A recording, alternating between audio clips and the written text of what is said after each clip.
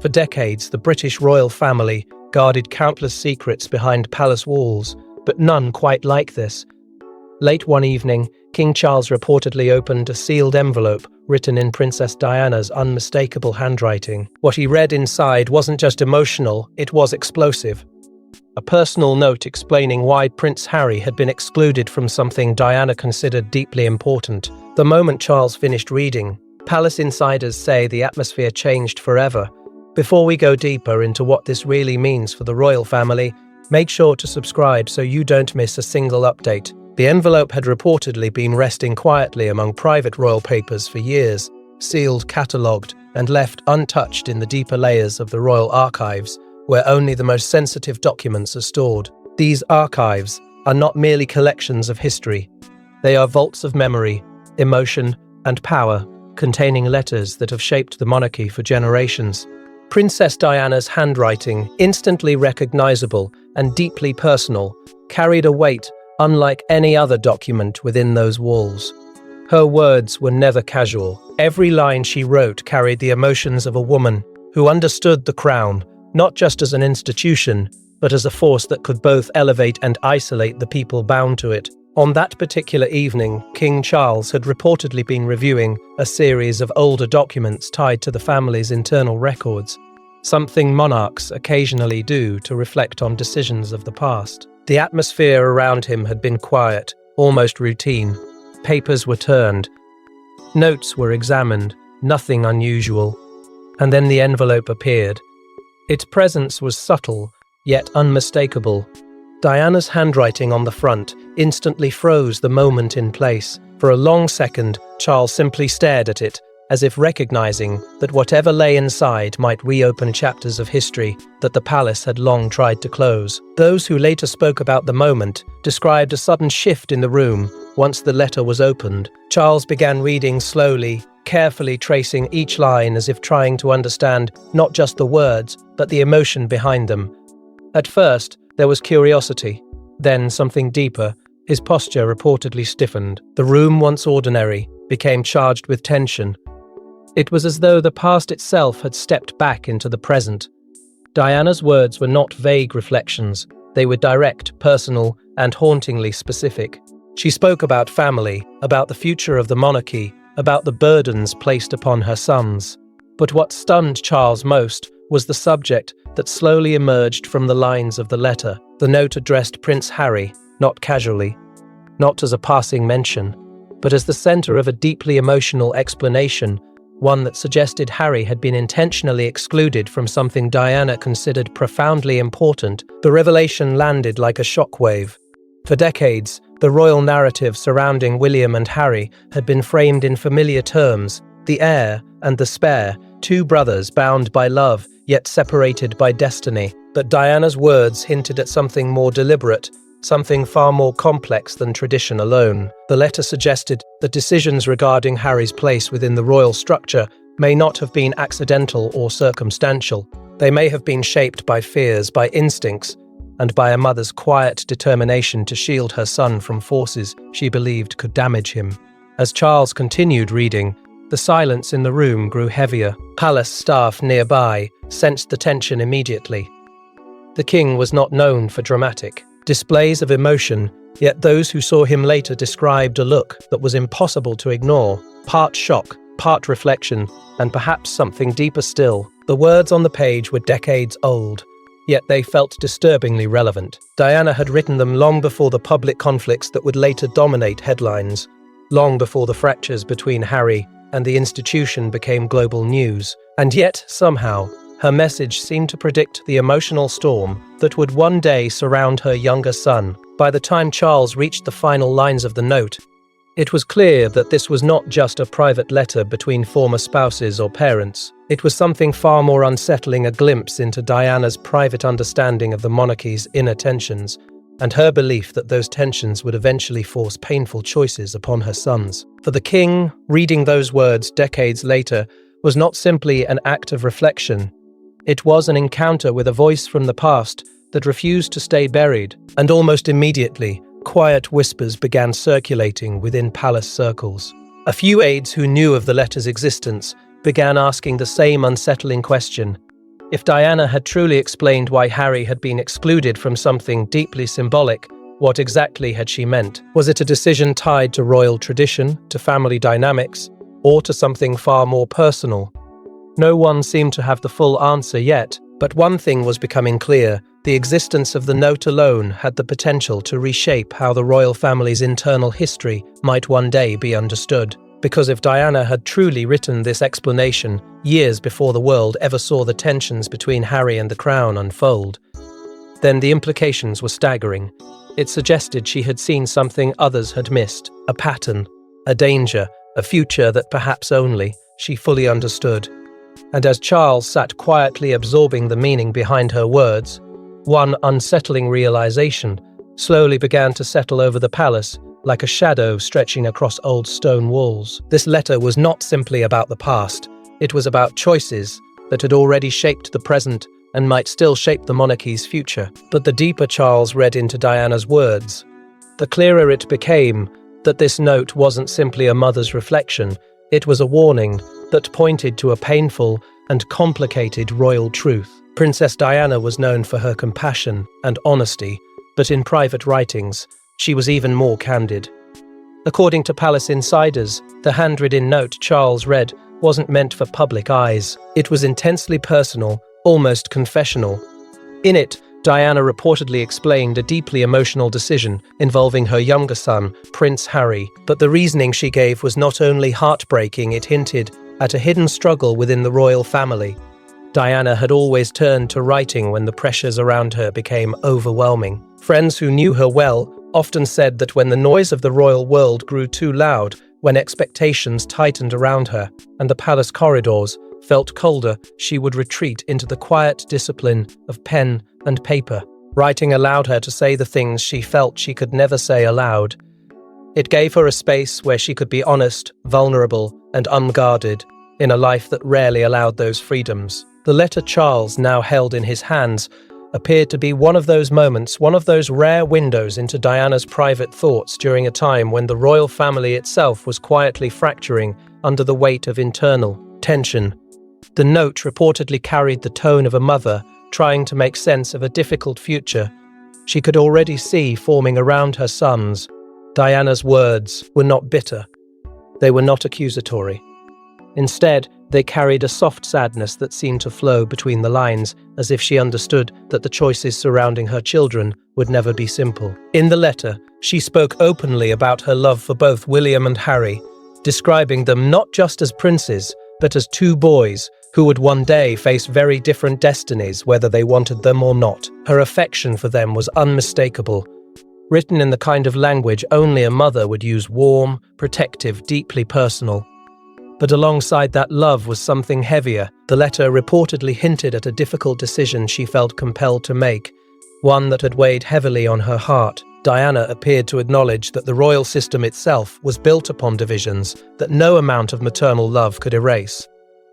One son would be shaped by the expectations of the crown, destined to carry its immense responsibility. The other would live in the shadow of that destiny, forever defined by a role that history had already written for him. Diana seemed to understand that this imbalance was not merely symbolic, it was emotional, psychological, and deeply human. In her words, there was a quiet fear about how those traditions might affect Harry. Diana reportedly wrote about his sensitive nature, about the fierce independence she had already begun to notice in him as he grew older. She seemed to believe that Harry's spirit, his instinct to question authority and follow his own path, might place him in conflict with the rigid expectations of royal life. And it was within that realization that the letter began to reveal its most troubling idea, that certain royal traditions could shape William's future, while leaving Harry feeling pushed to the margins. Yet Diana did not frame this as rejection. Instead, the language of the note reportedly carried a protective tone, as though she believed that being excluded from certain royal expectations might actually spare Harry from burdens he was never meant to carry.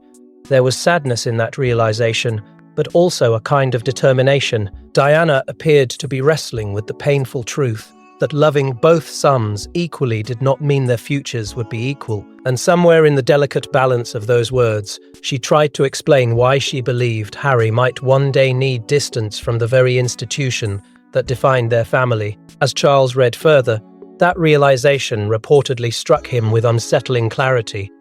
Diana's reflections were written years before the public fractures that would later shake the monarchy. Yet the emotions she described, the tension between duty and identity, between loyalty to the crown and loyalty to oneself, felt eerily familiar.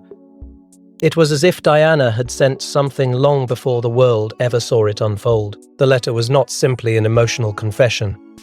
It was a glimpse into her understanding of how the monarchy could shape, and sometimes fracture, the lives of those born within it. For Charles, the realization was impossible to ignore. Diana had not written these thoughts casually. She had written them with a clarity that suggested she had studied the institution from the inside and reached conclusions that few others were willing to confront. Her words hinted that the divide between William and Harry was not only inevitable, but perhaps already quietly forming, even as they were still young. And as Charles continued reading, the message began revealing something far more unsettling than anyone inside the palace had anticipated. For years, royal watchers believed the differences between Prince William and Prince Harry were simply the result of personality and circumstance. But Diana's note suggested something far more deliberate. According to insiders familiar with its contents, she believed the royal system itself would push the brothers down drastically different paths. And in one chilling passage, she explained why Harry might have to be excluded from something she felt William alone must carry. As Charles continued absorbing the letter, the emotional weight behind Diana's words began unfolding in a way that was impossible to ignore. She was not merely reflecting on her sons as a proud mother might. Instead, she appeared to be studying the monarchy itself, almost like someone who had spent years observing its inner machinery and had finally reached a painful conclusion. Her note suggested that the crown does not treat siblings equally, no matter how much love binds them together. It assigns roles. It shapes destinies. And once those roles are set, very little can change them. Within the letter, Diana reportedly spoke about William with a mixture of pride and quiet concern. She knew, perhaps more clearly than anyone else, what the future demanded of him. As the future king, William's life would never truly belong to him. From childhood onward, every decision, every step, every relationship would eventually orbit around one inevitable reality, the crown waiting at the end of his path. Diana's words suggested she had accepted this truth long before the world openly discussed it.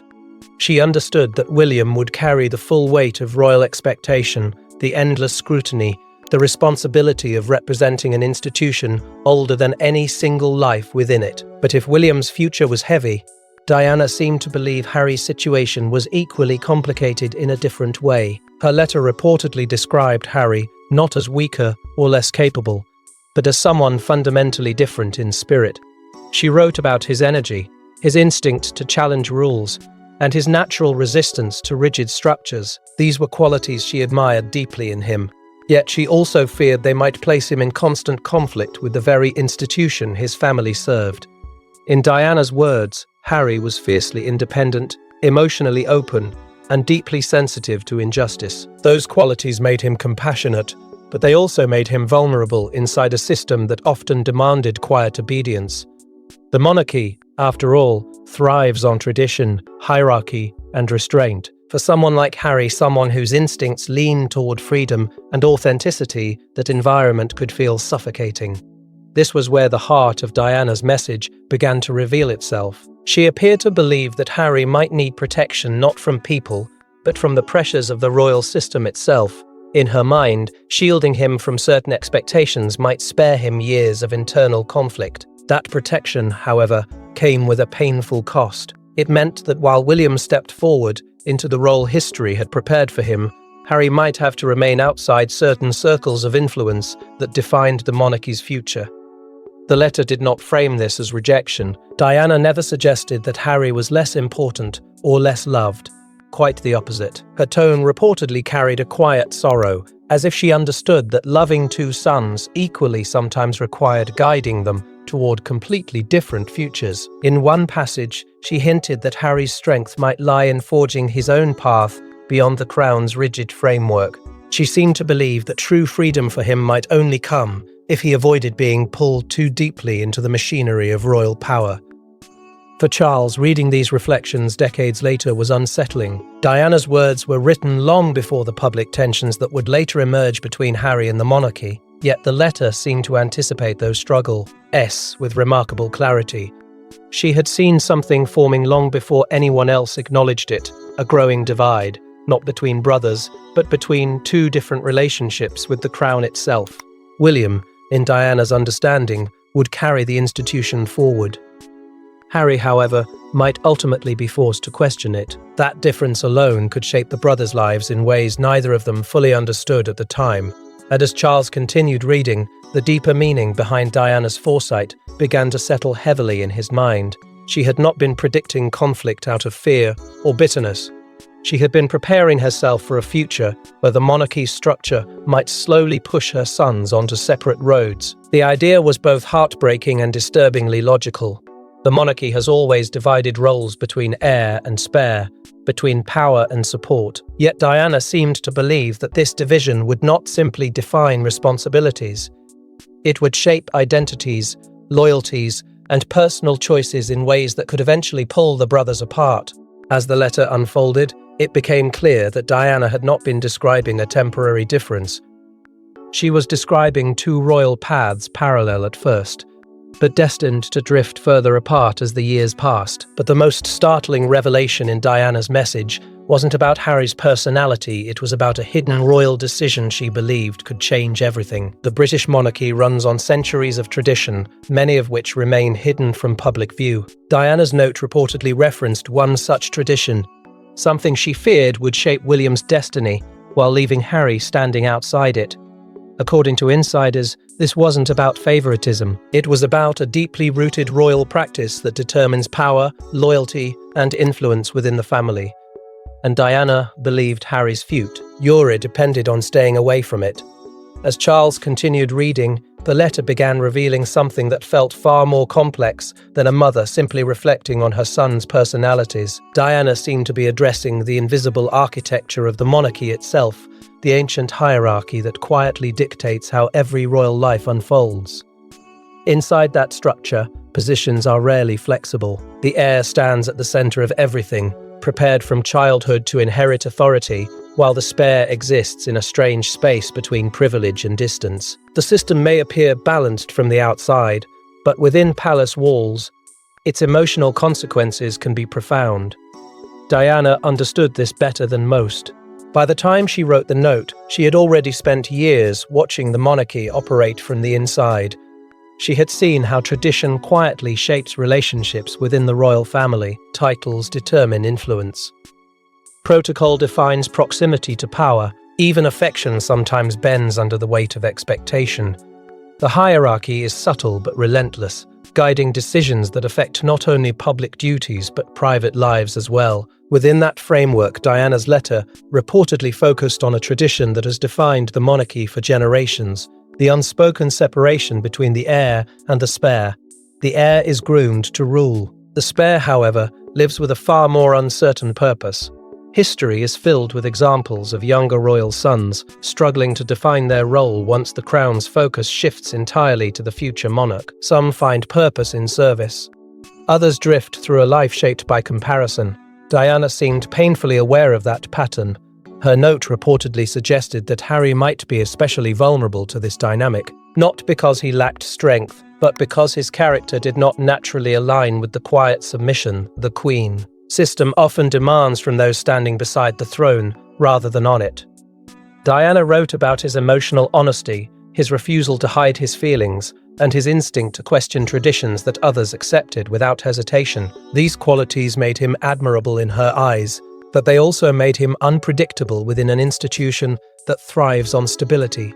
That realization may have shaped the difficult decision she hinted at earlier in the letter. Diana seemed to believe that if Harry were drawn too deeply into the monarchy's inner mechanisms, the pressure could slowly erode the qualities that made him unique. Instead of allowing him to become trapped within expectations designed for someone else, she appeared to hope he might one day carve out his own path, one that existed outside the rigid boundaries of royal hierarchy. For Charles, reading these words decades later carried a strange sense of déjà vu.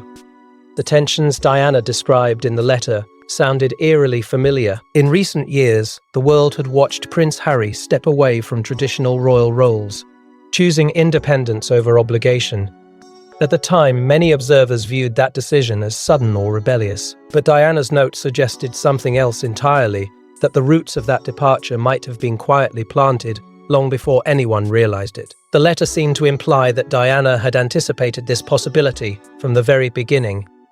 She did not frame Harry's distance from the monarchy as failure or betrayal. Instead, she described it almost as liberation, a chance for him to build an identity beyond the narrow expectations assigned to a royal spare. Her words carried a tone of hope mixed with sorrow, as if she understood that freedom often comes at the cost of separation. That belief, however, may have created a quiet tension within the family itself. Protecting Harry from certain royal responsibilities could also mean distancing him from decisions that shaped the monarchy's future. Diana appeared aware of this emotional contradiction. She loved both sons deeply, yet the roles awaiting them demanded different forms of protection. For William, protection meant preparing him for power. For Harry, it may have meant shielding him from it. The more Charles read, the more unsettling the implications became. Diana had not merely observed royal tradition. She had analyzed it, questioned it, and ultimately reached conclusions that few within the institution ever dared to express openly. Her letter suggested that the monarchy's greatest strength, its unwavering continuity, could also be the very thing that quietly divides families within it. And buried within the final paragraphs of her message was a sense that Diana believed this decision would echo far into the future. The paths of her sons, once nearly identical in childhood, would gradually separate under the influence of the crown itself. One would carry the institution forward, the other might one day walk beyond its boundaries. Yet, as Charles read the final paragraphs of the note, one line reportedly left him completely shaken. Palace insiders claim there was one sentence in Diana's note that stopped King Charles cold. It wasn't angry. It wasn't accusatory. Instead, it carried the quiet heartbreak of a mother who believed she understood her son's futures better than anyone else. The line reportedly explained why Harry had been excluded from something profoundly symbolic, and why Diana believed that exclusion might ultimately protect him. By the time Charles reached that passage, the emotional gravity of Diana's letter had already begun to settle heavily in the room. Each line had peeled back another layer of her private thoughts, revealing a woman who had spent years wrestling with the impossible balance between love and duty. Yet nothing prepared him for the sentence waiting near the end of the note. Those who later learned of the moment described it as the point where the entire tone of the letter crystallized. Diana's reflections were no longer subtle observations about royal life. They were a direct, deeply personal declaration of what she believed her sons would ultimately face. The line itself reportedly carried a softness that made it even more powerful. Diana did not speak with resentment toward the monarchy, nor did she express bitterness toward Charles or the institution. Instead, her words reflected a kind of quiet understanding, an acceptance that the system shaping their family was larger than any single person within it. She wrote about Harry not as someone being pushed aside, but as someone whose spirit might be incompatible with the rigid expectations surrounding the crown. In her view, exclusion from certain royal traditions was not punishment, it was protection. For Charles, reading that interpretation years later forced him to confront something deeply uncomfortable. Diana had not simply been predicting the pressures Harry might face. She had recognized them early enough to believe they could change the course of his life. The monarchy demands loyalty, restraint, and an almost silent acceptance of hierarchy. Yet Harry had always carried something different within him, a restless independence that Diana appeared to both admire and fear for him. Her words suggested that this independence could become Harry's greatest strength. But within the confines of royal expectation, that same quality could also become the source of relentless conflict. Diana seemed to believe that the very traits that made Harry compassionate, outspoken, and emotionally open would place him at odds with the quiet discipline the institution requires. And so the exclusion she described was framed not as loss, but as a shield, a way of preserving the part of Harry that might otherwise be forced to conform. As Charles read those lines, the realization reportedly settled in with unsettling clarity. Diana had written this long before the public disputes, long before the world watched Harry struggle with the institution that had defined his birthright. Yet the words in the letter sounded almost prophetic. They described a future where Harry's desire for independence would collide with the rigid expectations of the crown. And that future, it seemed, had already begun unfolding in ways Diana may have quietly foreseen. For several moments after finishing the letter, Charles reportedly said nothing at all. Palace aides nearby noticed the stillness immediately. Night at the stillness immediately. He remained seated, the paper resting in his hands, as if the weight of those words had pulled him into a long reflection. It was not simply the content of the sentence that affected him. It was the realization that Diana's understanding of the monarchy had been far deeper than many people had assumed. She had not merely lived within the institution she had studied, its emotional consequences. The silence in the room carried its own tension. Those who witnessed the moment later described it as one of quiet shock, not dramatic or explosive, but heavy with realization. Diana's voice, captured in that handwritten note, had reached across decades to confront the present with unsettling precision. The future she described for Harry I, defined by independence, by distance from royal structures, was no longer a distant possibility. It had become a reality that the monarchy itself was now struggling to navigate, and perhaps that was the most haunting part of the sentence Diana wrote. She had not framed her words as a warning or a demand. Instead, they read like the reflection of a mother who had already accepted what the world might one day see unfold. In her mind, Harry's freedom might require stepping away from the very traditions that defined his family. As Charles slowly lowered the letter, the emotional weight of that realization lingered in the air. Diana's words were no longer just memories preserved in ink. They had become a mirror reflecting the monarchy's present struggles, forcing everyone who read them to question how much of this story had been written long ago. But the story didn't end with Charles reading the note, because once its existence became known, the palace faced an impossible dilemma. When sensitive documents surface inside royal archives, the response is usually swift and discreet. But Diana's handwritten note created a far more complicated situation. If its contents were ever revealed publicly, it could reignite debates about Prince Harry's role within the monarchy and reopen emotional wounds within the royal family. The moment the weight of Diana's words settled over the room, it became clear that the discovery was not merely personal, it was political. Within the royal household, documents are never just pieces of paper. They are fragments of history, capable of shaping public narratives and private relationships alike. Diana's note, however, carried an especially volatile kind of power. It spoke directly about one of the most sensitive subjects within the modern monarchy, the fragile and deeply complicated place Prince Harry occupies within it. Very quickly, word of the letter's existence began circulating quietly among a small circle of trusted palace advisors. These were individuals accustomed to managing delicate matters, people trained to protect the monarchy from both scandal and emotional upheaval. Yet even they seemed unsettled by the implications of what Charles had read. Diana's message was not a vague memory or distant reflection. It was a written explanation that touched directly on the tensions that had already begun reshaping the royal family in recent years. Behind closed doors, the discussions that followed reportedly became intense and cautious. The first question was immediate and unavoidable. What should be done with the letter now that it had been rediscovered? Some advisors believed it should remain sealed indefinitely, protected from public knowledge the same way many royal documents have been preserved quietly for decades. Others feared that suppressing it entirely could create an even larger problem if its existence were ever revealed later. The concern was not just about history, it was about the present. Prince Harry's relationship with the monarchy had already become one of the most emotionally charged subjects surrounding the royal family. Any suggestion that Diana herself had once written about his exclusion from certain traditions could deepen existing divisions. The public might interpret the letter as proof that the fractures now visible within the royal household had roots stretching far back into the past.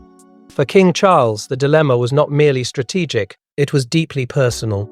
Diana's words had forced him to confront reflections written by someone who had once known her intimately, someone who had shared his life, while also quietly questioning the institution they both served. The letter carried the voice of a woman who had understood the monarchy's pressures in ways few outsiders ever could. Reading those thoughts now was not simply an intellectual exercise, it was an emotional reckoning. The weight of that realization reportedly lingered over the palace like a quiet storm. Charles had spent decades navigating the responsibilities of royal life, balancing tradition with the demands of a changing world. Yet Diana's note suggested that many of the struggles the monarch, now faced had been visible long ago, hidden in the personal reflections of someone who saw the institution from both inside and outside its protective walls. As advisors debated the next steps, another unsettling possibility slowly emerged. If this letter existed, could there be more? Diana had been known to write frequently, documenting her thoughts during some of the most turbulent periods of her life. It was entirely possible that other letters remained tucked away within royal archives, messages that might contain further reflections on her sons, the monarchy, and the future she once tried to imagine for them. That possibility alone was enough to deepen the palace's unease. Each undiscovered document could potentially reshape the narrative surrounding the royal family, revealing emotions and insights that had never been intended for public eyes. For historians, such letters would be invaluable glimpses into the human side of royal life. But for the monarchy itself, they could reopen long-settled debates and revive painful questions about decisions made decades earlier. Inside palace corridors, the significance of Diana's note was becoming impossible to ignore. It was not simply a historical artifact. It was a piece of unfinished conversation written by a woman whose influence over public perception of the monarchy had never truly faded. Even years after her death, Diana's voice still carried extraordinary emotional weight around the world. That realization forced the palace to consider the consequences carefully. Protecting the monarchy has always meant controlling how its history is told. Yet Diana's handwritten words had introduced a new element into that delicate balance, a personal truth that could challenge the carefully maintained image of royal unity. And as the quiet discussions continued behind closed doors, one question began to rise above all the oath. As the advisors could debate strategy, secrecy, and history for as long as they needed. But there was one voice missing from the room, one perspective that could change the entire meaning of the letter if it ever came to light. Yet the greatest question remained unanswered. How would Prince Harry react if he ever learned what his mother had written? Prince Harry has often spoken about his complicated relationship with the royal institution. But what if there were answers hidden in his mother's own words?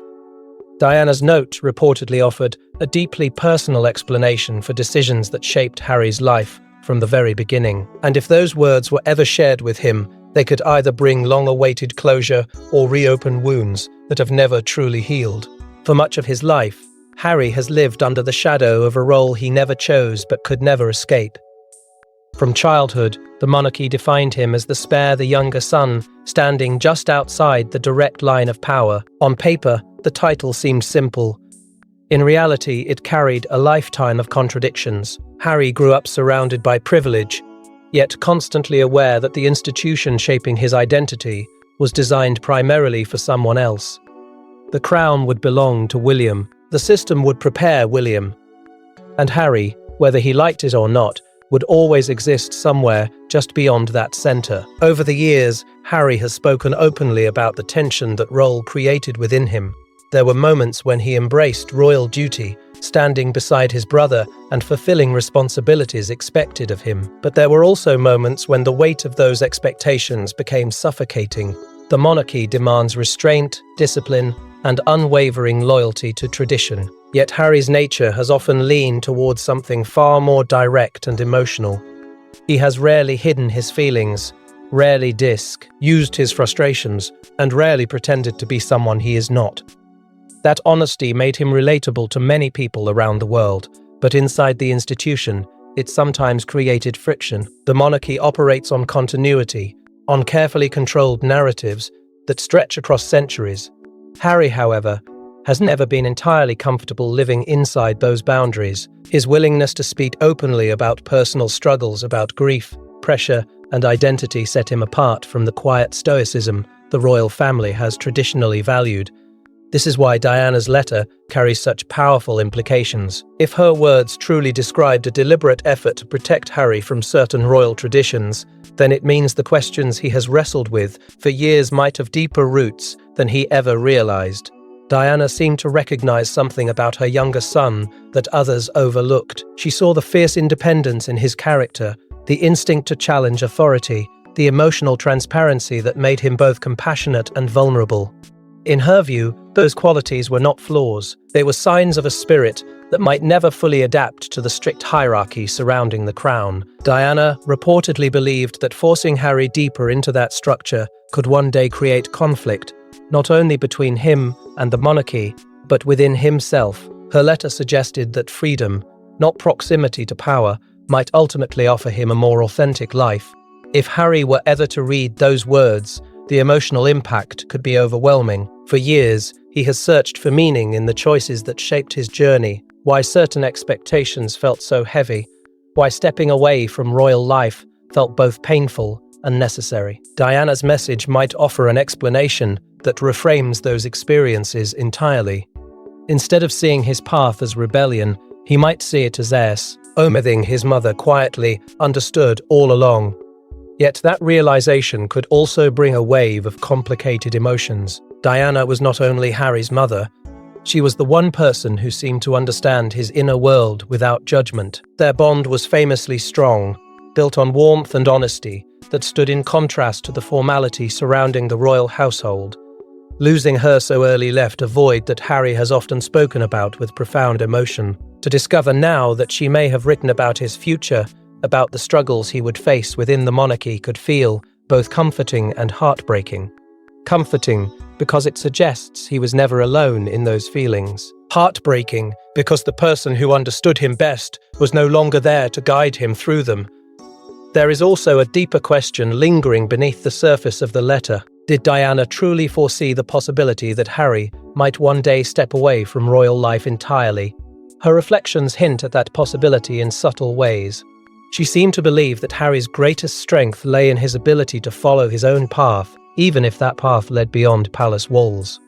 For the monarchy, that idea carries enormous implications. It suggests that the tension between Harry and the institution may not simply be the result of modern conflicts or personal disagreements. Instead, it may reflect a deeper incompatibility that Diana recognized years before the world ever saw it unfold.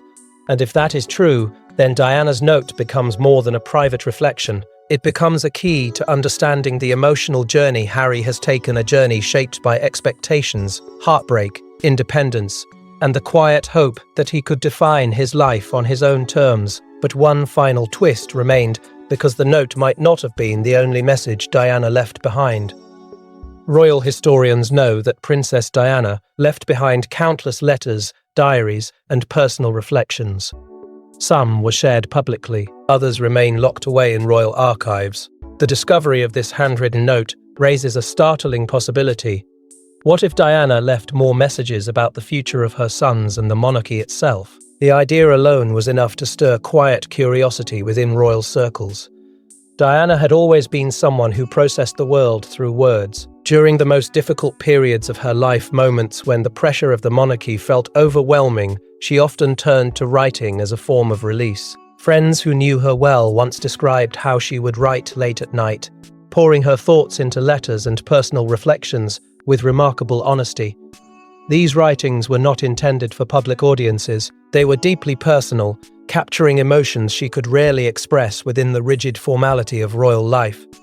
Because of that habit, the rediscovery of one handwritten note naturally raised a deeper question. If Diana had written so openly about Harry's future in this letter, could there be other messages hidden away within the royal archives? The monarchy maintains vast collections of historical documents, some sealed for decades, others preserved under strict confidentiality. Within those quiet storage rooms lie letters from kings, queens, advisors, and family members stretching back generations.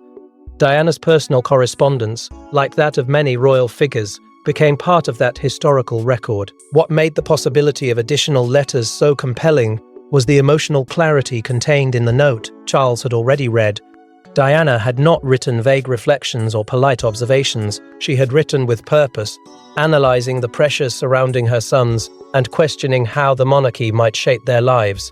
If she had documented those thoughts once, it seemed entirely possible she had done so again. Historians who study the royal family understand that personal letters often reveal truths official records never capture. Behind every public ceremony and carefully crafted statement lies a private world of emotions, doubts, and internal conflicts. Diana's writings were particularly powerful because she occupied a unique position within the monarchy. She experienced the institution both as an insider bound by its traditions and as an outsider who often felt its limitations more sharply than others. That perspective gave her words extraordinary significance. Even years after her passing, Diana's voice still resonates with people around the world. She remains one of the most emotionally influential figures in modern royal history. The thought that more of her reflections might exist, letters discussing William's future, Harry's independence, or the monarchy's evolving role, created a sense of intrigue that extended far beyond the palace walls. Within academic circles, the idea sparked immediate fascination. Royal historians are always searching for documents that deepen understanding of the monarchy's internal dynamics. Diana's private writings could provide insights into moments that shaped the institution's modern identity. Her reflections might reveal how she interpreted the responsibilities awaiting William, or how she grappled with the challenges Harry would eventually face. For the palace, however, the possibility carried a very different weight. Additional letters could reopen questions the monarchy has spent years trying to stabilize.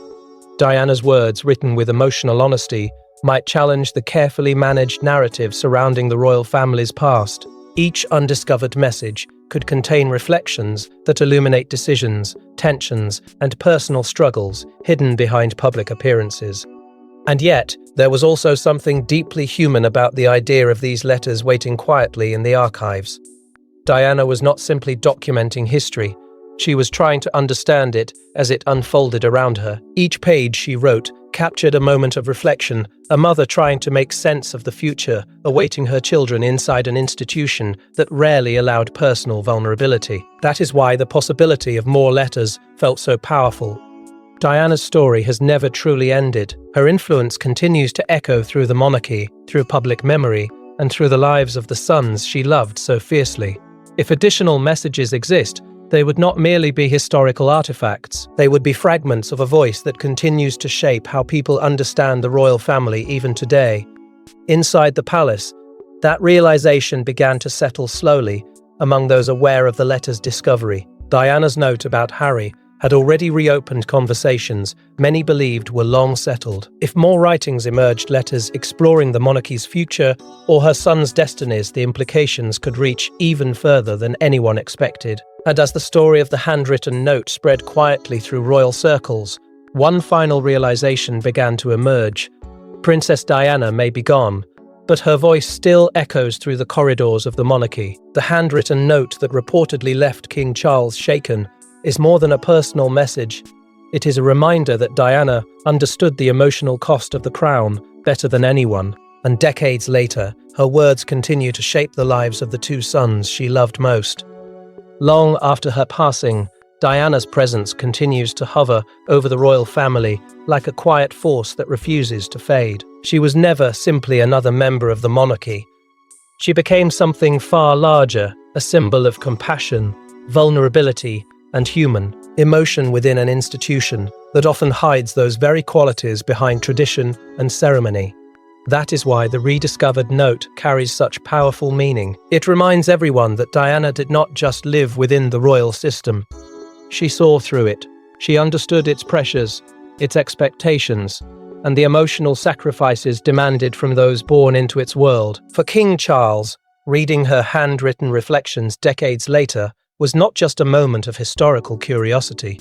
It was a confrontation with the past he once shared with her. Diana's words reopened memories that had long been sealed behind the formal distance of royal duty. They forced him to consider the possibility that the struggles now shaping the modern monarchy were not sudden developments, but echoes of concerns she had already expressed years earlier. In many ways, the letter felt like a voice returning from another time, reminding him that the emotional consequences of the crown had always existed beneath the surface. There is something uniquely powerful about handwritten words. They carry the rhythm of the person who wrote them, the pauses, the emphasis, the quiet sincerity that typed documents often lose. Diana's note was not written for history books or public statements. It was written from the heart of a mother trying to understand the future awaiting her children. That authenticity is what gives the letter its extraordinary symbolic weight. It transforms the story from a simple discovery into something far more profound. A reminder that behind the grandeur of monarchy lies a deeply human story. Within that story, the tension Diana described continues to shape the lives of her sons. Prince William stands firmly inside the structure she once analysed, carrying the immense responsibility of preparing for the crown. His life remains bound to the institution's traditions, its expectations, and the relentless scrutiny that accompanies royal leadership. The path before him was determined long ago, and every step forward brings him closer to the moment when that responsibility becomes absolute. Prince Harry, however, walks a very different road. His journey has taken him beyond the palace gates, into a world where identity is defined less by royal duty and more by personal choice. That decision has sparked debate, criticism, and admiration in equal measure. Yet when viewed through the lens of Diana's reflections, Harry's path begins to look less like rebellion and more like fulfillment of the independence she once believed he would need. In this way, Diana's legacy continues to shape the monarchy in subtle but undeniable ways. Her sons represent two responses to the institution she once questioned so deeply. William embodies continuity, the steady continuation of a centuries-old tradition. Harry represents transformation, the possibility that royal identity can evolve beyond the boundaries that once defined it. Neither path cancels the other. Instead, they form two halves of a story. Diana seemed to understand long before the world saw it unfolding. What makes this realization so powerful is the sense that Diana never intended to divide her sons or create conflict between them.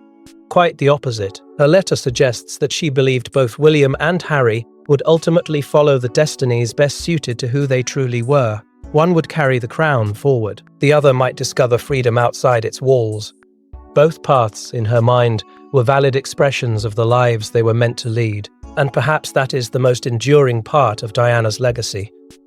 She did not view the monarchy simply as an institution to be obeyed or rejected. She saw it as a force that shaped people's lives in complicated ways, sometimes elevating them, sometimes isolating them, always demanding sacrifices that the public rarely sees. Her words remind us that behind every royal title stands a human story filled with hope, conflict, and deeply personal choices. Even now, decades after her passing, Diana's voice continues to guide the conversation about what the monarchy means in a modern world. The letter Charles read may only be one small piece of that legacy, but its emotional resonance is impossible to ignore. It invites the royal family and the public to reconsider the past through a more human lens. And perhaps the most haunting question of all remains this: if Diana truly foresaw the future of her sons, what other truths might still be waiting to emerge from the royal archives? Thanks for watching. Please don't forget to like and subscribe, and we will see you in next one.